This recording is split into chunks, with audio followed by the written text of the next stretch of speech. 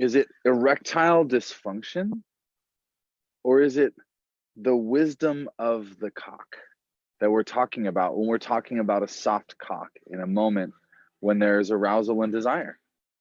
That's the fundamental question here. We have this orientation that it's dysfunctional if a cock isn't hard, when in fact, we might challenge those assumptions over the course of this video. But before we do that, I'd like to invite Robert to share a little bit about his own personal experience. Yeah. A soft cock moment. Soft cock moment. So as Joshua and I were preparing this video, we wanted to make it real. We wanted to really, because I think pretty much every guy that I've spoken to about sex and intimacy has had some experience like this, but it's not something that guys typically share with each other or speak about with each other.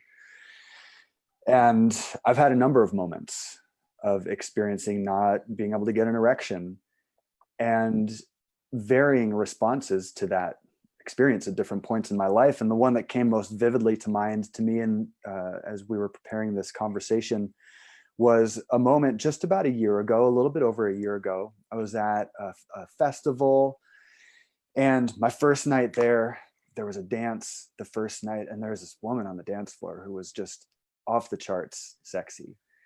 I saw her almost from the very beginning, and I was super nervous to approach her in the first place. Just a lot of kind of confronting with some of my shame stuff and some of my fear around initiating, not wanting to be a creep and stuff like that.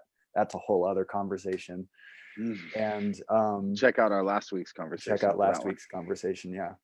And ending up later that night initiating a dance with her, and it got just really sexy. It was super fun dancing with her. We ended up just making out on the dance floor. At some point, there was a closing circle. This was ecstatic dance. So everybody else was sitting down, and we were just making out, standing up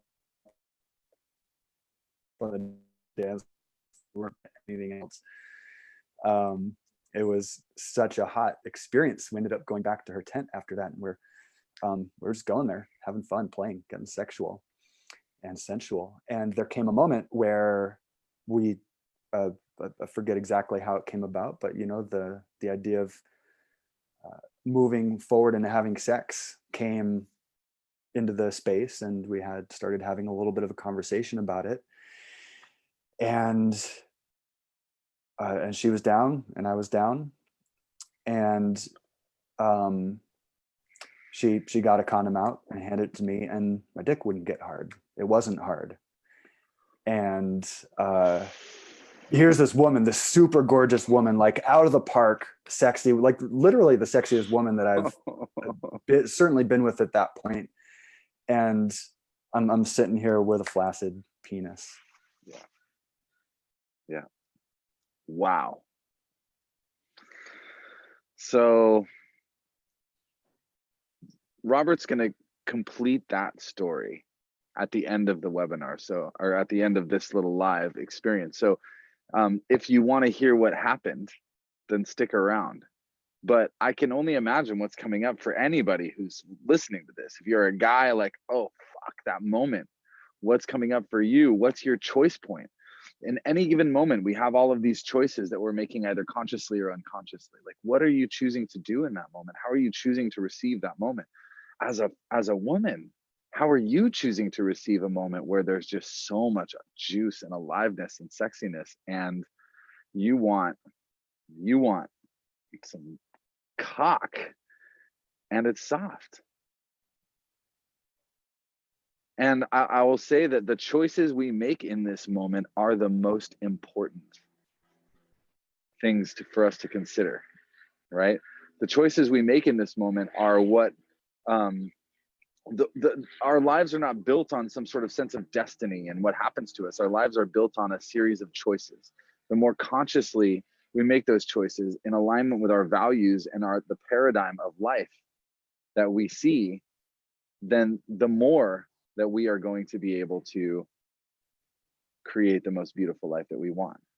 But obviously there are some themes here. If you are a guy who's experiencing this moment of soft cock, then likely you are having one of two processes right now on a conscious level. On one side, you're either just collapsing into shame. Oh my God, I'm a fucking worthless man right now. I'm doing it wrong. And I need to do it better. I need to fix this situation. Or you are going into some level of shame, some level of fear. You're collapsing, right? Sorry, that's part of the sort of I'm doing this wrong situation. Or you're kind of trying to pretend like nothing is happening, like everything is just fine, and you're just gonna sort of plow through this situation, forgive the metaphor, instead of the possible middle way around this process. And what I want to say is that there's no wrong answer to what you do in this situation, but there are more empowered, more curious, more sort of elegant and beautiful ways of responding to the situation, which are in turn going to create different outcomes of this situation. Yeah. Yeah. And so what I want to do at this point is unpack a little bit of some of what's going on. And Go ahead. I just want to say Yep. that goes for the male and the female, right? Like this is not an individual encounter. This is an intrinsically collaborative moment. Mm-hmm. You two are collaborating on the sexiest moment that you can possibly create and imagine. Yeah. And so we both have to understand, as a man who's got a soft cock in a moment when he wants it hard, as a woman who's working with a man with a soft cock, recognize this fucking moment of choice, this moment of acknowledging and accepting what is and what you do with that, right? So yeah. And as this video is intended to be a bit more oriented toward men, what I want to do is dive in and unpack some of the layers. Moment like this where there's a little bit of like awkwardness, or maybe a lot of awkwardness or shame or performance, whatever comes up, there's some layers underneath there. And a few of the ones that Joshua and I have articulated, feel free to drop in the comments any other layers that you see going on around what are some assumptions that are being made about manhood, about masculinity, about sex, and about sex. Yeah. As a man, what are some of the assumptions that are underlying this whole process? One of them is that hard is better. Hard is manly. That goes without saying that on the opposite end of the spectrum, that soft is not good. Soft is not manly. Soft is impotent. And that's one of the top kind of, I think, underlying assumptions here. Another one that's kind of related to this last one is I have to be on at all times. If I'm not performing, what does that mean about me as a man, about my masculinity? It's kind of like about me and my masculinity, but it also can oftentimes be about her and what's she going to think of me? What judgments are going to be going on in her mind? Is she going to see me as less than? And so on and so forth. Am I not going to be able to please her the way she wants to be pleased, the way she needs to be pleased, you know? Another one of these assumptions is that that a man's penis is for two things. It's for taking a piss and it's for having sex. For any of the guys listening, you know, I don't think any of us ever ask this question to ourselves, like, what is my dick for? But I imagine for many men, if you tune in and check out how you've operated in your life, it's likely that you're going to find that I use it for taking a piss and I use it for having orgasms. I don't want to say just sex because there's masturbation in the picture also. It's for taking a leak. It's for having orgasms, basically. And there's another assumption that sex is a linear process that's got a finish line. And that finish line is a penetrative orgasm. That sex is a failure if, as a man, I don't enter her with my cock and I don't have an orgasm. And hopefully for the kind of dude that we're speaking to also, that she, you know, it's a failure if she doesn't have orgasms also, although there unfortunately are a lot of guys who don't think about it that way. Truly. And we just have to breathe into these assumptions. We've inherited these assumptions. They've informed our whole sort of capacity to relate to the sexual experience, which is one of the most intimate experiences that human beings have, right? So much performance, so much layering of conditioning on this most intimate moment. And what do we do? What do we do? Why would my dick not get hard when I want this woman so fucking much? Why would his dick not get hard when I am so fucking ready and this is so hot, right? And we can, a whole side conversation is all of the stories that women tell themselves about their own worth and their own value and their own sexiness when a man's cock doesn't get hard in that moment.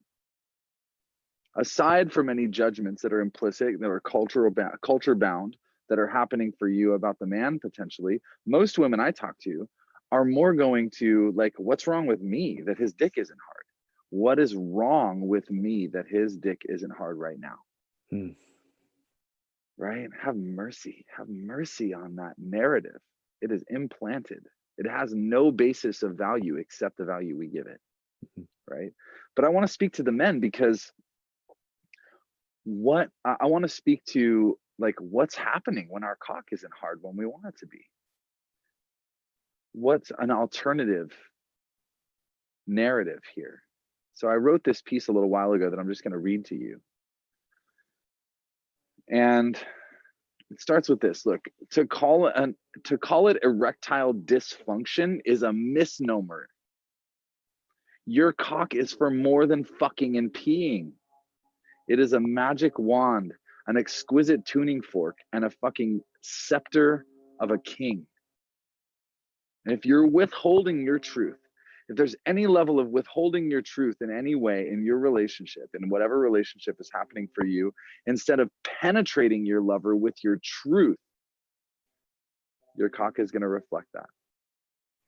If you're giving away your power in the relationship, either by psychically positioning yourself as less than or one down, like maybe in this situation with Robert, he was positioning, because this woman was so beautiful, because she exceeded his sort of sense of worthiness, he was positioning himself as one down in this moment,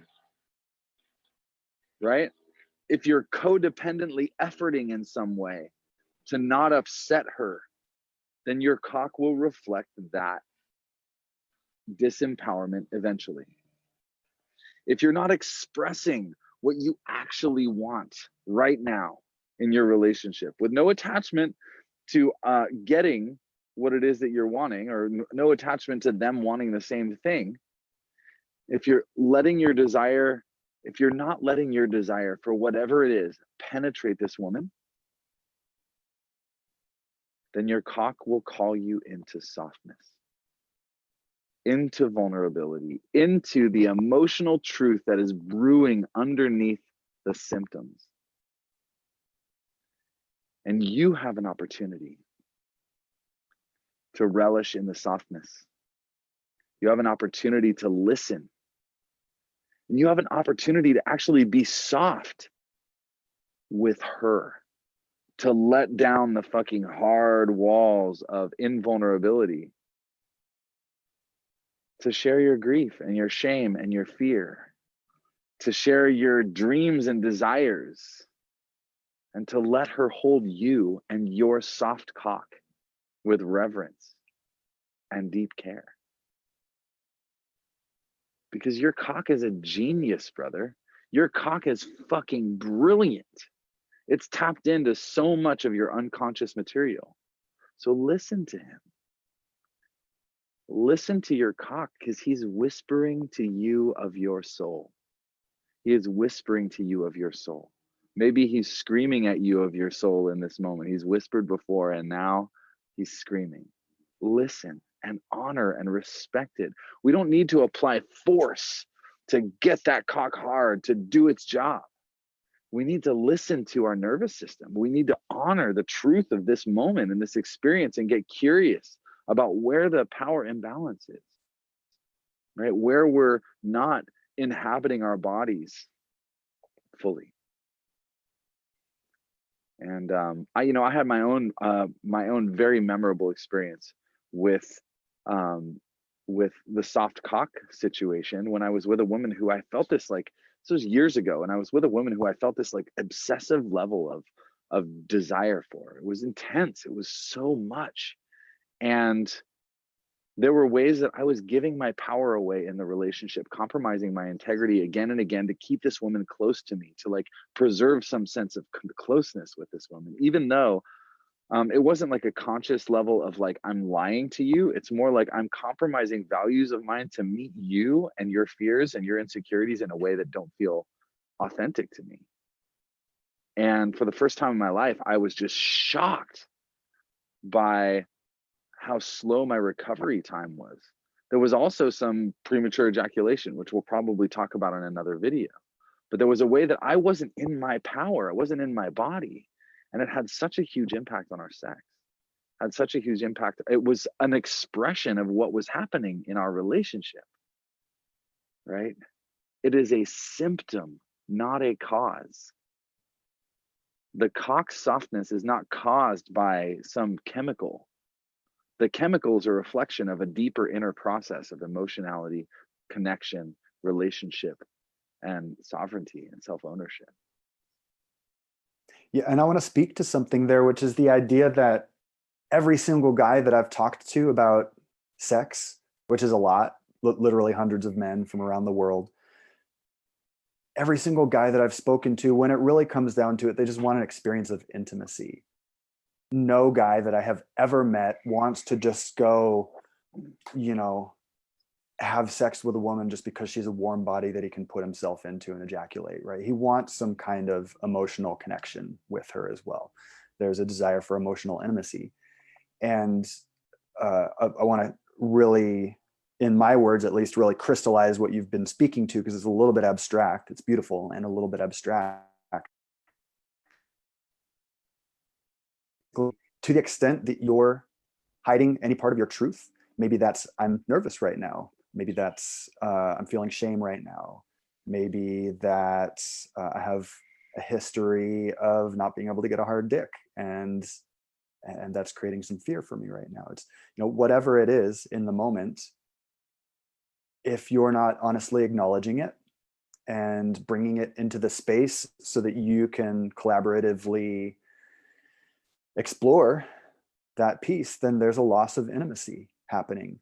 Any moment where you collapse in shame or armor up and move ahead and skip by what is actually happening inside of you, then there's a loss of intimacy there. And the cock is oftentimes, going to reflect that, or in many moments for many men, it has, at least. Truly. And I want to say here that men live in a void of permission for intimacy that I don't think women really, most women I know just have no idea about. Women are permitted to touch each other, to be intimate with each other, to connect, to share their hearts and their feelings, to talk about what's really hard and difficult in their lives, to support each other. Men are conditioned to fucking do it yourself. Don't be a little bitch. Don't be a fucking, limp dick and talk about your feelings. Like these are deeply connected cultural memes, right? So men associate sex as intimacy, when of course there's a huge spectrum, and most of us who've been attuning to this and attending to this and cultivating intimacy in our lives get that there are so many ways to be intimate with somebody that have nothing to do with your genitals. And sex is one of the few places in life where men have permission to touch another person with love, to be touched in love, and to have what they define or has been defined for them as intimacy. And so we have to get that this carries so much weight, for guys. And it's another product of these assumptions and this conditioning that we're under the spell of in a certain way. Yeah. So what do we do? What do we do with all of this? Like, how do we start to cultivate a new relationship with our cock, Robert? Like, what does that look like? Yeah. There's a few kind of specific practices that we outlined that can be helpful. And I want to touch back into what I was saying a couple minutes ago, which really the essence of it is vulnerability, honesty. Vulnerability can be a weird word for some dudes. Like, we're talking about honesty, really, not lying, not choosing Posturing. to, yeah, not posturing, not choosing to ignore or suppress what's actually happening inside of me. So we're talking about honesty here. And that starts with honesty with yourself, which starts with actually having any idea of what's actually going on inside. A lot of guys live their lives to large or small degrees disconnected from what's happening in their bodies. And so one of the practices that can be helpful for men is to simply tune in, and like, this might seem a little bit weird for some guys, but ask your dick what it wants. You can literally have a conversation with it. You can tune in and say, you know, what do you want right now? And slow down for a moment and give yourself the opportunity to actually listen. Because in all the efforting and posturing or collapsing, the one thing that we usually forget to do is just stop and listen. Slow down. I just had a metaphor occur to me that I want to share around this vulnerability piece. I was thinking about Shark Week, right? I was thinking about this show where these sharks are swimming around in the water, right? And if you have an option when you go to swim with some great white sharks, you can go down in a cage. You can be inside of like this cage, right? And have these sharks swimming around you, you know, in this very sort of potentially dangerous situation, right? And you're going to be safe inside your cage.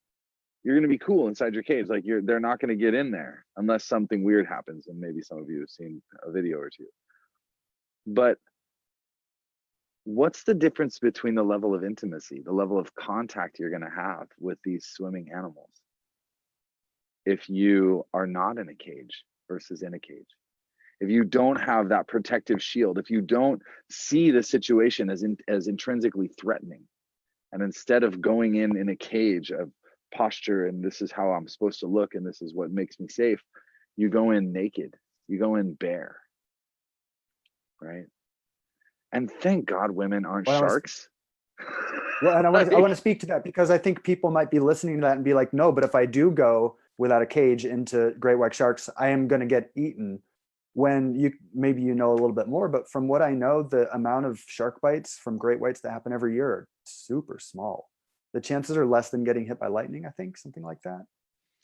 Unless you're listening from Australia, that's pretty much true.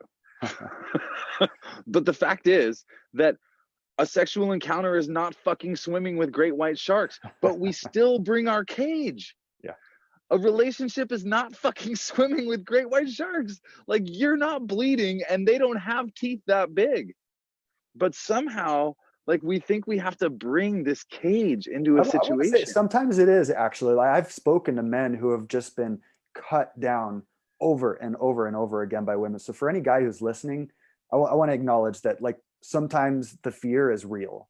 I've heard heartbreaking stories about the ways that women treat men when the woman isn't getting sex how she wants it. So Sure. I want to acknowledge that Sure. that actually does happen. And for most guys in my conversations, it's not that overt. Right. And if we're programmed to find a certain thing, we're going to find it.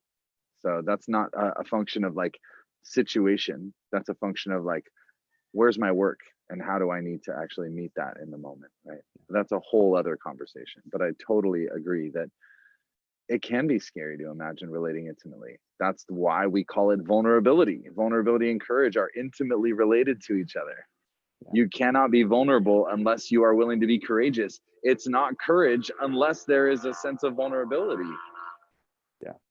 So I want to hone us back in on the conversation. We're offering some practical pieces of guidance, and the first one is just to slow down and have a little conversation with your Johnson.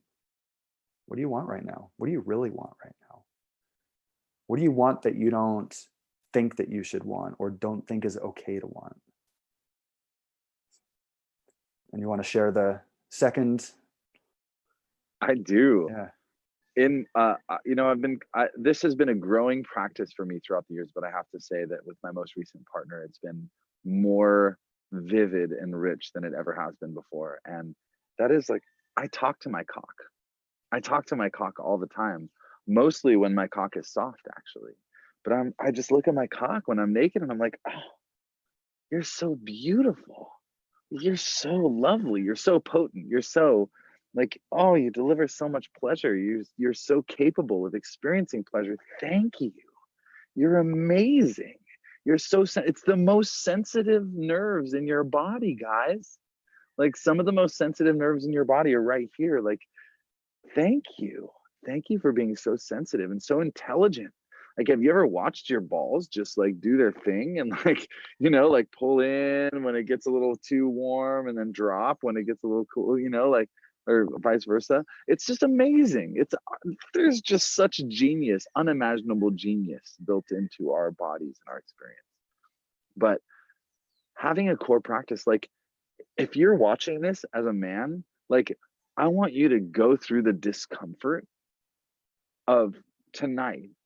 At some point, if you're not in a place where you can whip it out right now, whip your cock out and look at your cock. Appreciate your cock. Celebrate your cock like you're a connoisseur of cockness. And just appreciate that cock and see what comes up for you when you do that.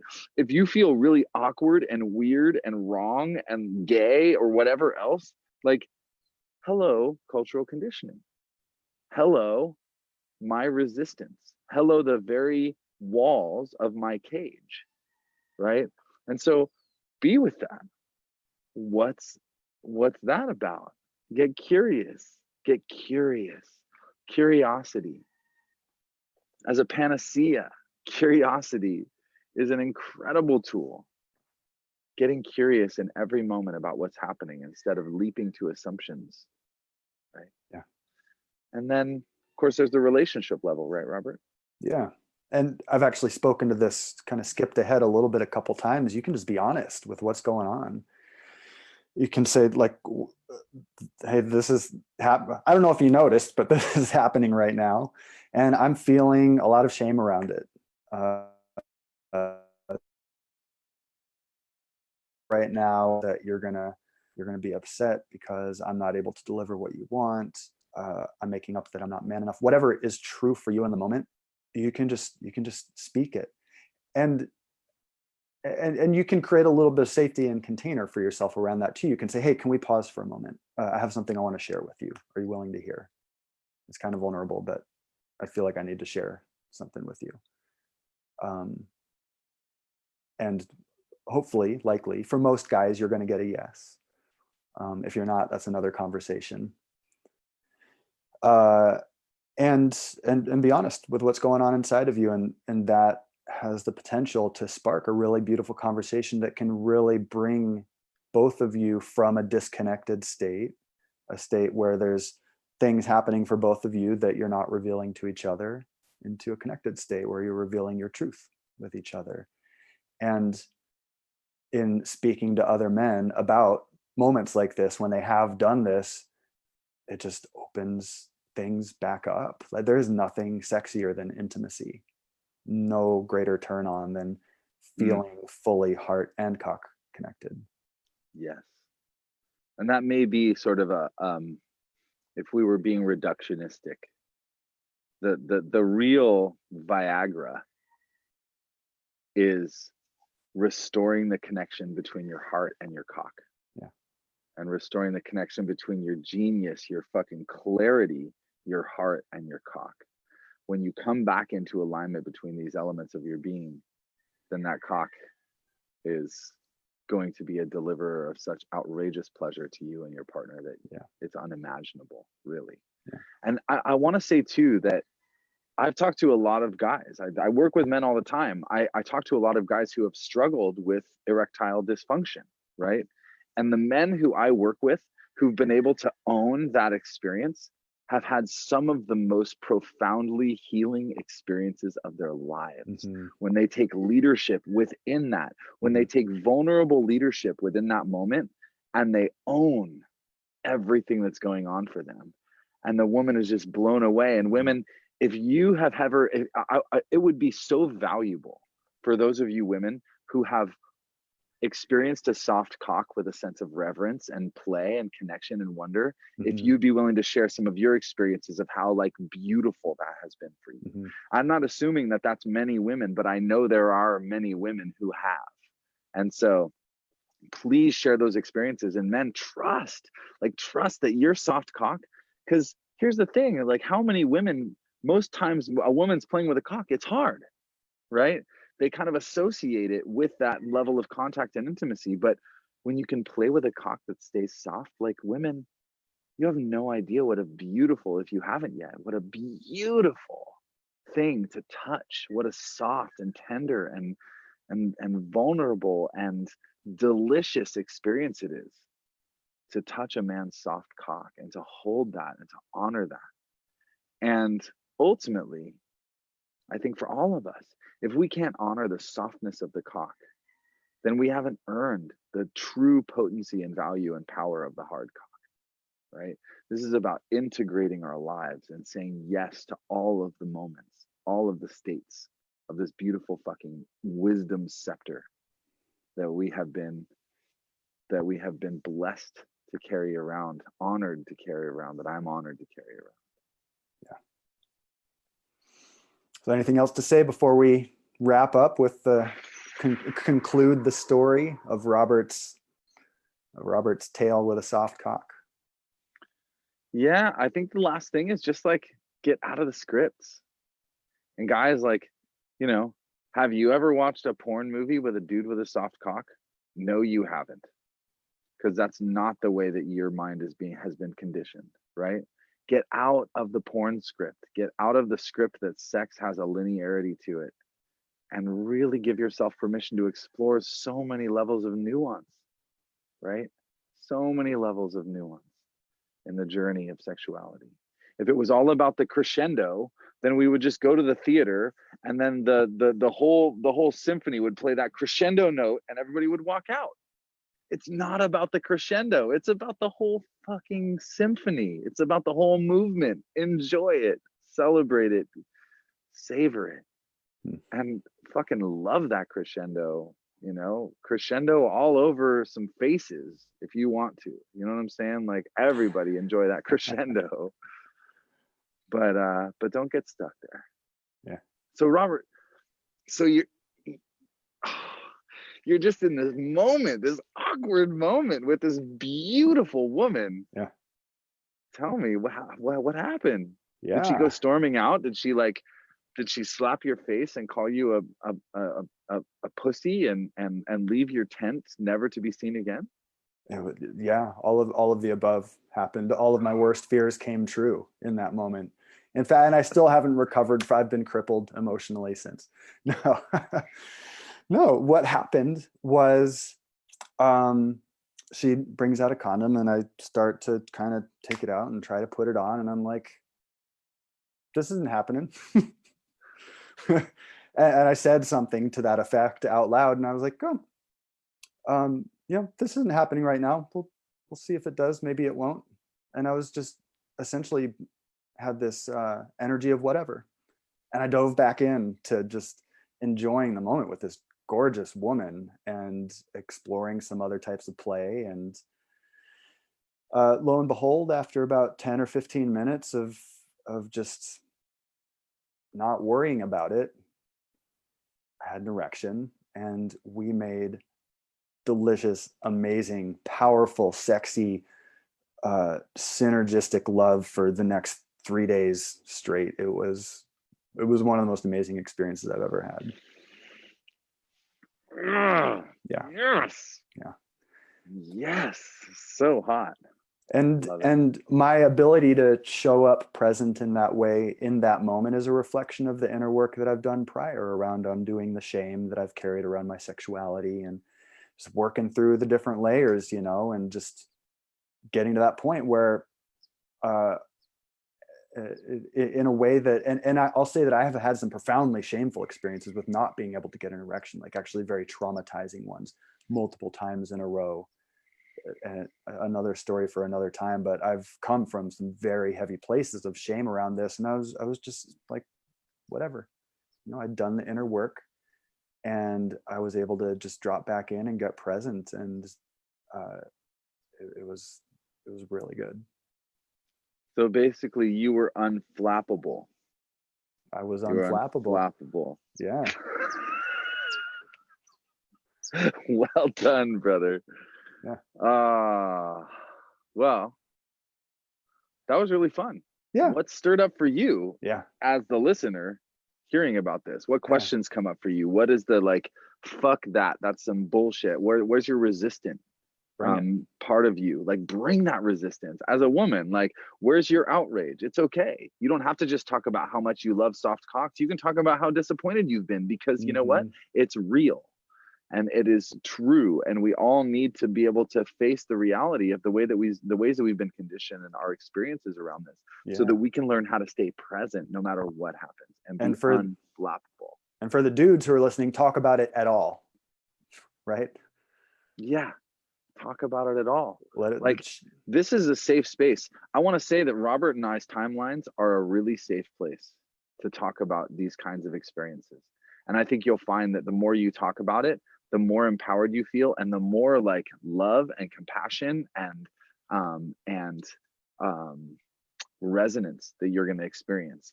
Because one of the core principles of vulnerability is that kind of everybody's waiting for somebody else to make it safe for them to say the vulnerable thing. Mhm. And everybody appreciates the person who just shows up and says the fucking vulnerable true thing.